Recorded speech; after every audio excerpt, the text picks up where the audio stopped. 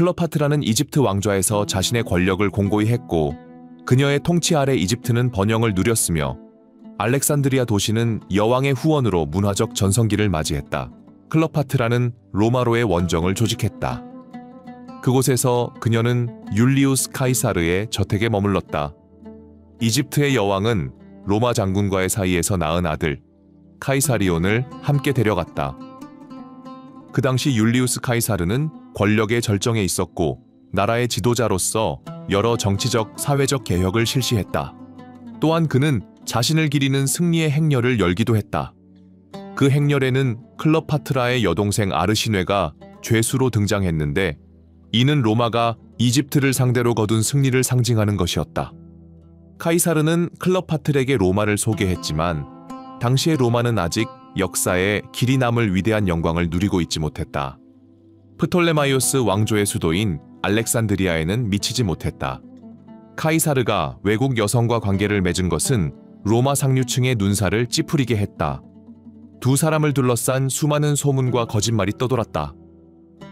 카이사르는 영구 독재관으로 임명되었고 그 누구와도 비교할 수 없는 절대적인 권력을 갖게 되었다.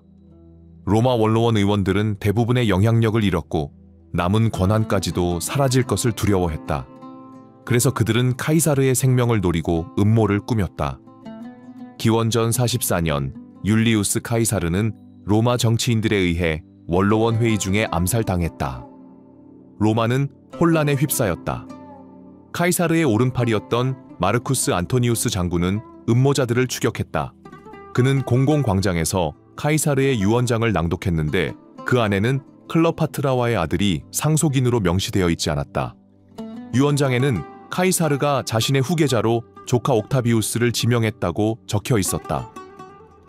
로마는 더 이상 이집트 여왕에게 안전한 곳이 아니었고 그녀는 왕국으로 돌아갔다. 한편 옥타비우스와 마르쿠스 안토니우스는 배신자들을 추격하기 위해 군대를 이끌었다. 클레오파트라와 마르쿠스 안토니우스 사이에는 특별한 만남이 있었다. 기원전 41년 그는 사절을 알렉산드리아로 보냈고 그를 통해 클레오파트라를 오늘날 터키에 해당하는 도시 타르수스에서 만나자고 요청했다. 이집트의 여왕은 약속된 장소에 찬란한 배를 타고 도착했다. 그 배는 선미가 황금으로 되어 있었고 노는 은으로, 돛은 자주색으로 만들어져 있었다. 항해 도중에는 음악이 함께했다. 피리, 리라, 플루트가 연주되었고 아름답고 화려하게 치장한 여왕은 하인들의 손길로 단장되었으며 배에서는 향기로운 냄새가 퍼졌다. 도시의 주민들은 모두 일손을 멈추고 클레오파트라의 승리 같은 입장을 보기 위해 몰려들었다. 마르쿠스 안토니우스는 그녀를 보자마자 사랑에 빠졌다. 같은 해 클레오파트라는 위대한 마르쿠스 안토니우스를 알렉산드리아로 초대했다. 그는 이집트에서 시간을 보내며 여왕과 가까워졌고 이후 로마로 돌아갔으며 둘은 편지를 주고받으며 연락을 이어갔다. 그들이 다시 만난 것은 오랜 시간이 지난 후였다. 그러나 재회에 앞서 기원전 40년에 클레오파트라는 쌍둥이를 출산했으며 마르쿠스 안토니우스는 그들을 자신의 자식이자 후계자로 인정했다. 아이들의 이름은 헬리오스 태양과 셀레네 달로 둘 다 그리스어에서 유래된 것이었다. 로마 장군이 이집트 여왕과 떨어져 있는 동안 그는 로마에서 아내 풀비아와의 관계를 잠시 회복하기도 했지만 클레오파트라를 완전히 잊지는 못했다. 결국 풀비아가 세상을 떠났고 이것이 다시 클레오파트라와의 재결합을 용이하게 만들었다. 하지만 율리우스 카이사르의 조카인 옥타비우스는 그것을 원하지 않았다. 그는 자신의 여동생 옥타비아를 마르쿠스 안토니우스와 결혼시키자고 제안했고 그 결혼은 성사되어 2년 동안 3명의 자녀를 낳았다.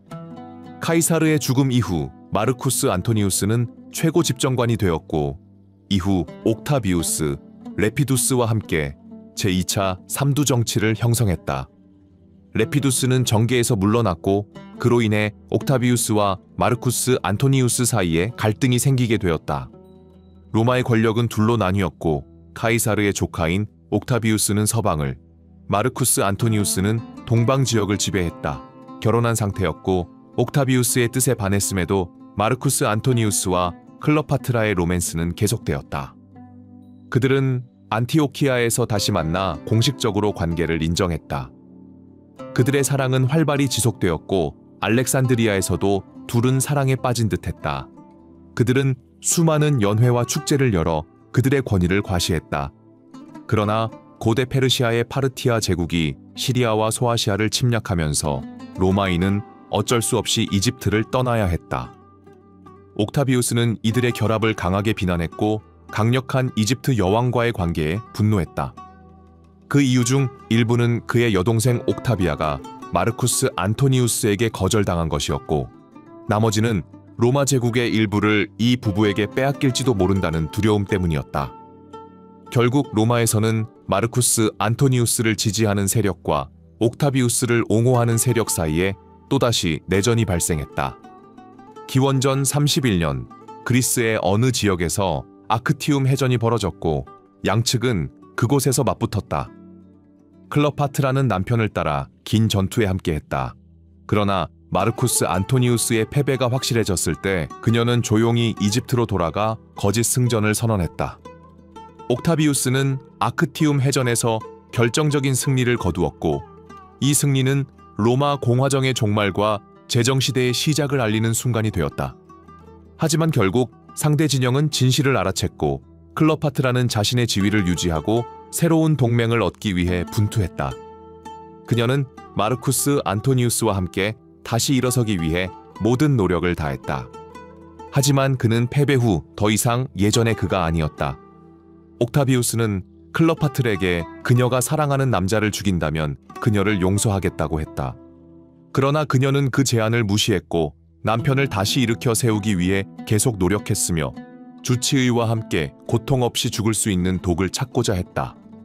여왕은 최악의 상황에 대비하고 있었다. 마르쿠스 안토니우스의 마지막은 비극적이었다.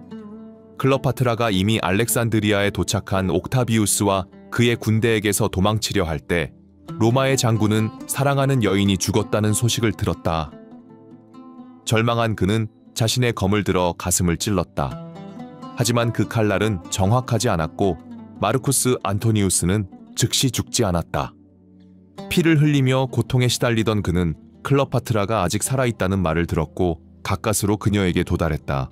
그의 마지막 숨결은 연인의 품에서 흘러나왔다.